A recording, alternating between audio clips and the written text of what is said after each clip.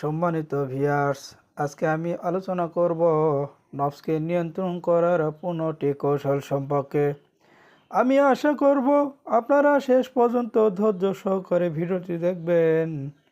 প্রথমত হলো ফজরের পরে না ঘুমানোর অভ্যাস করুন। প্রয়োজনে দুপুরে হালকা ঘুমান। দিনে ম্যাক্সিমাম 3 বার খাবার অভ্যাস করুন।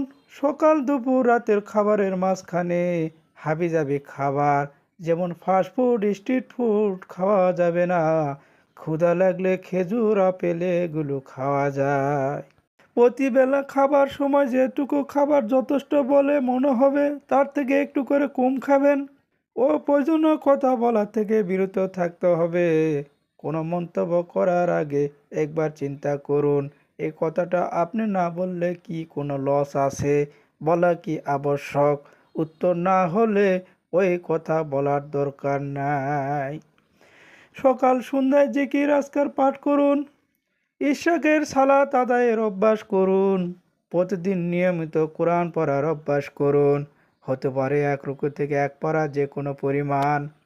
অতিরিক্ত ঘুমানো যাবে না, ঘুমের পরিমাণ কমাতে হবে। ফজরের পরে কিছুক্ষণ ব্যায়ামের অভ্যাস করুন। আর কিছু না পারলে অন্তত 15-20 মিনিট জগিং করে এসে গোসল করে ইশাকে সালাত পড়ার অভ্যাস করুন। দৃষ্টি অবনত রাখুন, না পারলে ওইসব জায়গা এড়িয়ে চলার সর্বাত্মক চেষ্টা করতে হবে।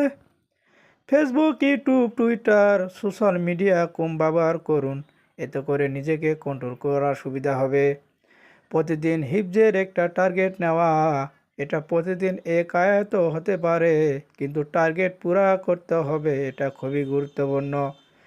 বিশেষ করে রাতে ভরা পেটে খাওয়ার অভ্যাস পরিহার করুন। রাতে ঘুমানোর আগে ওযু করে 2 রাকাত নফল নামাজ আদায় করে নিন।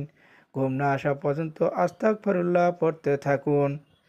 নিয়মিত তাহাজ্জুদের সালাত আদায় অভ্যাস করুন। ইনশাআল্লাহ রাব্বি কারীম আপনার অন্তরকে প্রশান্ত করে দিবেন। মহান আল্লাহ তাআলা লেখার প্রতিটি কথার উপর আমাদেরকে সবাইকে এবং সঙ্গে আমাকেও আমল করার তৌফিক দান করুন। সবাই বলেন আমিন।